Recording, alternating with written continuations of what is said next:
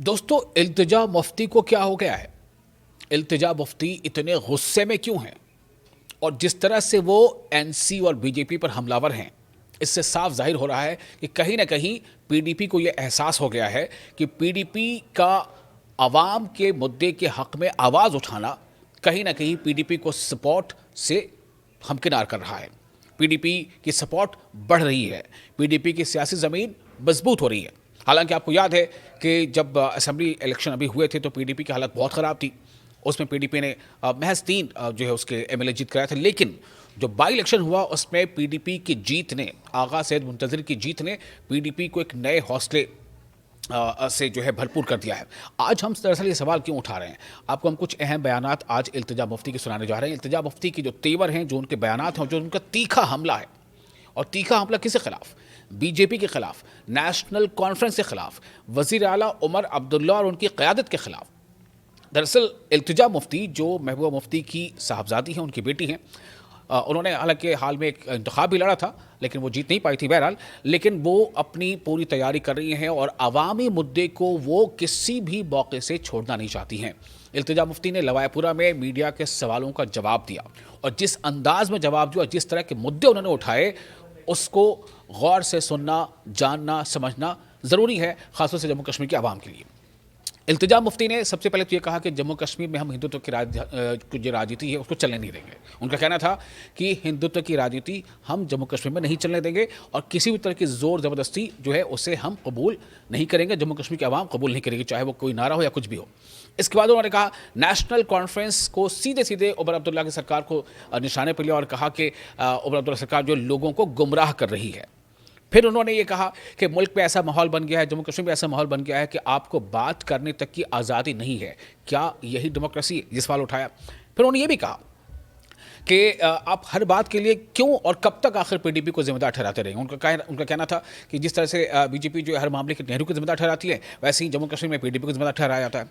अब मैं आपको एक एक करके उनका बयान सुनाता हूँ। सबसे पहले आपको बताता हूँ कि उन्होंने किस तरह से ये कहा है कि बोलने तक की आज़ादी हमसे छीनने की कोशिश की जा रही है, और उन्होंने ये भी कहा है कि हम हिंदुत्व की राजनीति को बर्दाश्त नहीं करेंगे, जम्मू कश्मीर में बोलने की आज़ादी होनी चाहिए। साथ ही उन्होंने ये भी कहा है कि जिस तरह से कश्मीर के जो लोग हैं या जम्मू कश्मीर के लोग हैं, वो अगर मुल्क के दूसरे हिस्से में जाते हैं तो कैसे उनकी शनाख्त करके या उनका नाम पूछ कर उनको ये जान कर जम्मू कश्मीर का है उसकी पिटाई की जाती है, कश्मीर का है चाहे वो शॉल बेचने वाला हो या कोई और, उसकी पिटाई की जाती है। इस मुद्दे पर इल्तिजा मुफ्ती ने क्या कहा है, पहले ये सुनिए। जम्मू कश्मीर में अभी क्या माहौल है?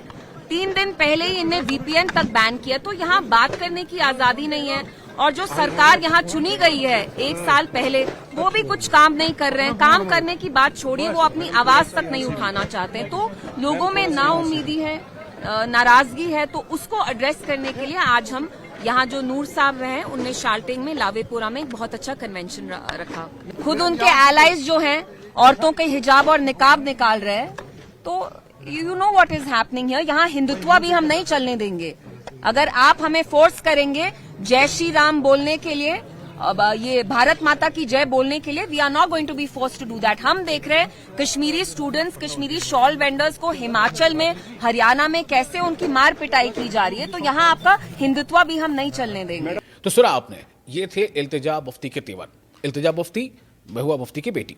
अब आपको बताते हैं कि उन्होंने एक और अहम बयान दिया, वो बयान है जो उन्होंने कहा है वो है बिजली को लेकर के, जो कि आपको मैंने पहले ही बताया और आपको जानकारी मिल चुकी होगी कि उमर अब्दुल्ला हुकूमत ने यह कहा है कि बिजली की शरह में या उनके नरखों में हमने कोई इजाफा नहीं किया है। बिजली कहीं से भी उसकी जो कीमत है उसमें तब्दीली नहीं हुई है। ये एक तरह से राहत की बात तो है, लेकिन सवाल अब ये उठ रहा है कि बिजली मिल कितनी पा रही है। क्या विंटर में जितनी बिजली की ज़रूरत है जम्मू कश्मीर के आवाम को, खुसूसन कश्मीर जहाँ पर सर्दी जो है वो रिकॉर्ड तोड़ ठंडी पड़ती, क्या वहाँ वो बिजली मिल पा रही है? बिजली के मुद्दे पर इल्तिजा मुफ्ती ने किस तरह से उमर सरकार पर हमले किए हैं, ये सुनिए। पहले खुद बढ़ाते हैं, फिर कहते हैं हमने खुद कम किया, फिर कहते हैं आपका न्यू ईयर गिफ्ट है। 200 यूनिट इलेक्ट्रिसिटी कहाँ है? स्मार्ट मीटर्स तक अब यहाँ लग रहे हैं, प्रीपेड मीटर्स गाँव में, रूरल एरियाज में तक लग रहे हैं। तो उनने तो अपना कोई वादा पूरा नहीं किया। Electricity crisis is most acute in winter. This is the time when they should have given 200 units of free electricity. Ration नहीं दिया, इलेक्ट्रिसिटी नहीं दी, उस पे अब ये झूठ भी बोल रहे हैं। क्या गिफ्ट दिया है? कम से come this government should have given 200 units of electricity. पहले का मीटर नहीं लगाने देंगे, अब स्मार्ट मीटर्स भी लग रहे हैं, प्रीपेड मीटर्स लगाए जा रहे हैं। जस्ट बिकॉज आपके रिश्तेदार गुपकार में रहते हैं, वो they can afford it, does not mean that an ordinary Kashmiri can afford this kind of electricity. यहाँ लाइट का नामो निशान नहीं है। चिल्ले कलान में राशन तक नहीं दिया। कहाँ हम इतने किलो राशन देंगे, चावल देंगे, राशन देंगे, कहाँ है? कहाँ है? जो भी एनसी ने वादा किया एक एक करके, कहीं ना कहीं they have broken all those promises. तो आपने सुना किस तरह से इल्तिजा मुफ्ती ने कहा है। अब आपको ये बताते हैं कि इल्तिजा मुफ्ती खास तौर से बीजेपी को और एनसी क़यादत को कैसे निशाने पर ले रही हैं, जहां इल्तिजा मुफ्ती ये कह रही हैं कि ठीक है कि माजी में हर पार्टी या हमारे साथ भी कुछ ऐसी चीज़ें रही हैं जिसकी वजह कर हमें लोगों की मोहब्बत यानी वोट के तौर पर मोहब्बत हमें उतनी नहीं मिली, लेकिन आखिर कब तक, उन्होंने सवाल उठाया कि कब तक बीटीपी को आप निशाना बनाते रहेंगे और आखिर कब तक। उन्होंने कहा कि जिस तरह से बीजेपी जो है हर चीज़ के लिए या हर किसी गलत काम के लिए, हर किसी जो है तबाही के लिए, बर्बादी के लिए वो नेहरू का नाम लेती है, तो क्या पीडीपी को आप कब तक इस तरह से निशाना बनाते रहेंगे? ये इल्तिजा मुफ्ती ने सवाल उठाया है। ये सवाल सीधा कहीं ना कहीं वो बीजेपी से भी पूछ रही है, जम्मू कश्मीर बीजेपी जो यूनिट है, और कहीं ना कहीं ये एनसी से भी सीधा सवाल है। सुनिए क्या कहा इल्तिजा मुफ्ती ने। मुझे बताइए, यहाँ अभी करंटली कौन सरकार में है? आप पीडीपी को कितना ब्लेम करेंगे? जैसे बीजेपी नेहरू को हर एक चीज में लाती है, उनको मरे हुए इतने साल हो गए, तो वैसे ही एनसी को कोई बहाना चाहिए। रैशनलाइजेशन ऑफ रिजर्वेशन के बारे में बात करते हैं, मुझे हाउस अरेस्ट रखा, मुझे नजरबंद किया, यही की सरकार ने मुझे बंद किया। क्यों बंद किया? क्योंकि हम जाके स्टूडेंट्स, ओपन मेरिट स्टूडेंट्स के साथ प्रोटेस्ट करने वाले थे पोलो व्यू में। तो इनने जो अपने हर एक वादे किए हैं, जब तोड़ते हैं तो उनको पीडीपी ही दिखता है। आप 370 के बारे में बात करिए, उमर साहब क्यों नहीं बात कर रहे हैं 370 के बारे में? स्टेटहुड के बारे में ही बात करते रहते हैं, बीजेपी का एजेंडा चला रहे हैं। और अब एक बार फिर, जैसा मैंने पहले बताया कि दरअसल इल्तिजा मुफ्ती के निशाने पर सीधे तौर पर उमर अब्दुल्ला की सरकार भी है। चूंकि देखिए क्या है कि जम्मू कश्मीर ये 2 डिवीजन्स हैं, इन दोनों डिवीजनों में ये माना जाता है कि जिसने कश्मीर डिवीजन में ज़्यादा सियासी कामयाबी हासिल कर ली वो इक़्तिदार तक पहुंच गई। आपको मालूम है कि इस वक्त जो सरकार चल रही है, यानी जो असम्बली हुकूमत जो है असम्बली के इंतखाब के बाद, वो एनसी की वहाँ पर हुकूमत है। नेशनल कॉन्फ्रेंस जो है उसे काफ़ी अच्छा मैंडेट मिला था पिछली बार, और उसके साथ कांग्रेस भी थी। तो पीडीपी को ये बखूबी पता है कि अगर नेशनल कॉन्फ्रेंस की मजबूती का मतलब पीडीपी की कमज़ोरी, और पीडीपी की मजबूती का मतलब एनसी की कमज़ोरी, यानी कहीं ना कहीं पीडीपी की मजबूती का राज एनसी की कमज़ोरी में छिपा है। इसलिए इल्तिजा मुफ्ती जो है सीधे तौर पर अपनी बातों में नेशनल कॉन्फ्रेंस की सरकार पर, हुकूमत पर हमले बोल रही हैं, और महबूबा मुफ्ती भी हमले बोलती रही हैं। इल्तिजा मुफ्ती ने सीधे तौर पर यह सवाल उठाया है कि जितना बड़ा मैंडेट उमर अब्दुल्ला को मिला, यानी कि एनसी को मिला, उस मैंडेट के बाद ये जो सरकार है साल भर से ज़्यादा हो गए हैं, आपने क्या वादे पूरे किए? उन्होंने सवाल उठाया कि आपने कितनी नौकरियाँ दे दी। उन्होंने सवाल उठाया कि क्या आपने बिजली मुफ्त का जो वादा था वो पूरा किया। उन्होंने सवाल उठाया कि आपने फ्री गैस सिलेंडर बांटे। उन्होंने सवाल उठाया कि जो रिजर्वेशन का मुद्दा था, जिसके बूते, जिसको एक बुनियाद बनाकर आपने इंतखाबी जो है फतह हासिल की, क्या आपने उस मुद्दे का हल अब तक निकाला? तो ये सवाल उन्होंने उठाए हैं।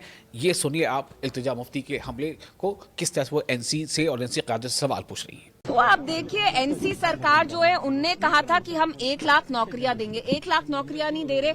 अपने ही जो उनके स्पीकर हैं, जो ये एनसी के स्पीकर साहब हैं, उनके कोई रिलेटिव है who was retired, who is not even in service anymore, they have recruited him.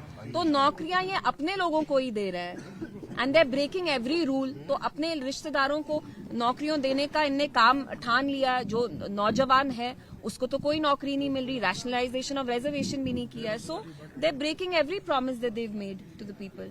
तो सुना आपने, ये थे इल्तिजा मुफ्ती के तेवर। अब इससे साफ जाहिर होता है कि महबूबा मुफ्ती भी कहीं ना कहीं इल्तिजा मुफ्ती को पूरा खुला स्पेस दे रही हैं कि जहां पर उनके पास पूरा यह मौका है कि वो अपने आप को ग्रूम करें और पीडीपी को कैसे मजबूत करें। लेकिन सवाल यह है कि क्या जो सवाल उठाए जा रहे हैं, क्या वो सवाल मुनासिब नहीं है? क्या वो सवाल सियासी दायरे में जायज़ नहीं है? ये आपको तय करना है।